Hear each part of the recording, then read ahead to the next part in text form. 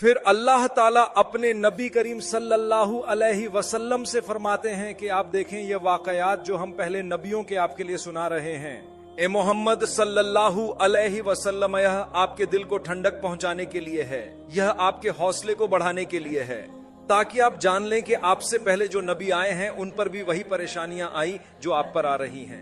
अल्लाह ताला फरमाते हैं हम बार बार आपसे पहले लोगों के वाकयात इसलिए बताते हैं ताकि आपका दिल मजबूत हो, आपको सुकून मिले, ये जानकर कि आपसे पहले लोगों पर भी वही गुजरी है जो आप पर गुजर रही है। अल्लाह फरमाता है कि जब भी हमने आपसे पहले वालों के वाकयात जिक्र किए ए मोहम्मद सल्लल्लाहु अलैहि वसल्लम, तो वह इसलिए थे कि आपके दिल को सुकून मिले और आपके लिए एक सहारा बने, ताकि आप जान लें कि आपसे पहले के लोग भी उन्हीं हालात से गुजरे हैं जिनसे आप गुजर रहे हैं। अल्लाह ताला जिस तरह मोहम्मद सल्लल्लाहु अलैहि वसल्लम के लिए इन वाकयात को सबक और तसल्ली का जरिया बनाया, उसी तरह हमें भी पिछली कौमों के वाकयात पढ़कर सबक हासिल करना चाहिए। वो कौमें किन अमाल में मुब्तला हुई और कैसे हलाक की गई, ये देखना हमारे लिए निशानी है। जैसे अगर पेट्रोल लकड़ी के साथ मिल जाए तो एक बड़ी आग भड़क उठती है, तो क्या 10 साल बाद अगर वही पेट्रोल और वही लकड़ी इकट्ठी की जाएंगी तो आग नहीं लगेगी? अगर दो चीजें इकट्ठी होने से एक बड़ा धमाका हुआ तो 100 साल बाद भी उन्हीं दो चीजों के मिलने से वही धमाका होगा। इसी तरह अगर पिछली कौमों के गुनाहों ने उनकी हलाकत का सबब बनाया, तो क्या हम अगर उन्हीं अमाल में लग जाए तो हम हलाक नहीं होंगे? अल्लाहू अकबर। इस मिसाल पर गौर कीजिए। फिर अल्लाह ताला कुरान में सबसे खूबसूरत सूरतों में से एक का आगाज करते हैं। ये दुनिया की सबसे हसीन सूरतों में से एक है। अल्लाह फरमाते हैं हम आपको बेहतरीन किस्सा सुनाते हैं। क्यों बेहतरीन किस्सा, आइए जानते हैं। हमारे पास इतना वक्त नहीं कि हम सूरह यूसुफ के हर सबक पर तफसील से बात करें, लेकिन हम चंद बातें जरूर बयान करेंगे, क्योंकि तकरीबन हर इंसान की जिंदगी किसी न किसी तरह सूरह यूसुफ से जुड़ी हुई है। अल्लाह ताला ने सूरह की इब्तिदा ख्वाब से की है और इख्तिताम उस ख्वाब की ताबीर पर होता है। दरमियान में भी एक और ख्वाब का जिक्र आता है जिसकी ताबीर भी बयान की गई है। हजरत यूसुफ अलैहिस्सलाम ने ख्वाब में अपने वालिद से कहा, ए मेरे अब्बा जान, मैंने 11 सितारे, सूरज और चांद को देखा है कि वो मुझे सजदा कर रहे हैं। ये खुशखबरी थी। वालिद जानते थे कि ये अल्लाह की रहमत की निशानी है और इसका मतलब है कि अल्लाह हमें एक दिन सबको मिला देगा। लेकिन उन्होंने अपने बेटे को यह बात नहीं बताई, बल्कि कहा कि यह ख्वाब अपने भाइयों को ना बताना, वरना वह हसद में आकर कुछ बुरा सोचेंगे। हम इससे क्या सीखते हैं? वो नबी के बेटे थे और जब कोई अच्छी बात हुई तो नबी ने अपने बेटे को कहा कि यह बात दूसरों को ना बताना। जब हमारे साथ कोई अच्छी बात हो जाए तो हमें भी फौरन सबको, यहाँ तक कि अपने घर वालों को भी नहीं बताना चाहिए जब तक वह काम पूरा ना हो जाए। कभी कभी हम किसी सफर पर जाने का इरादा करते हैं तो जरूरी नहीं कि सबको बताएं। ये इस बात पर है कि वह सफर कितना अहम है। अपनी अगली बात या अगला कदम सबको बताना जरूरी नहीं। कारोबार के मामले में भी सबको बताना जरूरी नहीं। हर बात सबको बताना अच्छी बात नहीं। अपनी जरूरतें पूरी करने के लिए कुछ बातें छुपाना बेहतर है, क्योंकि शैतान बुरा है और वह इंसान का खुला दुश्मन है।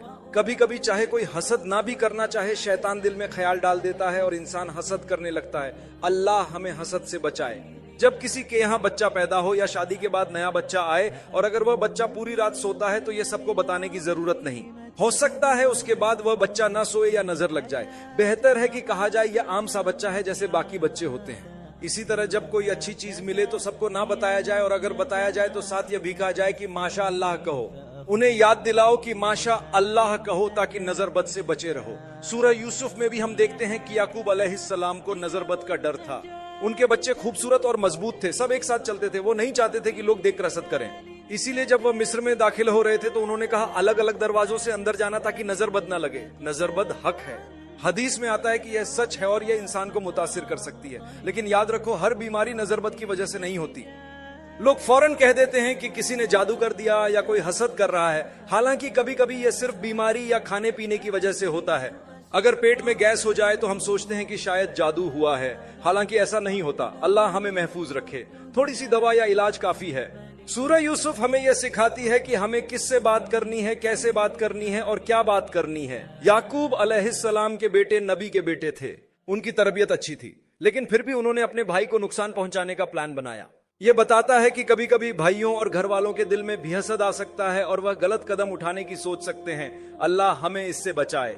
बड़ों में से एक भाई ने कहा इसे कत्ल मत करो बल्कि कुएं में डाल दो, कोई काफिला आएगा और इसे ले जाएगा। फिर सबने मिलकर यही सोचा। वो अपने वालिद के पास आए और कहा आप यूसुफ को हमारे साथ क्यों नहीं भेजते? कल हम उसे साथ ले जाएंगे, हम खेलेंगे और वह खुश भी होगा।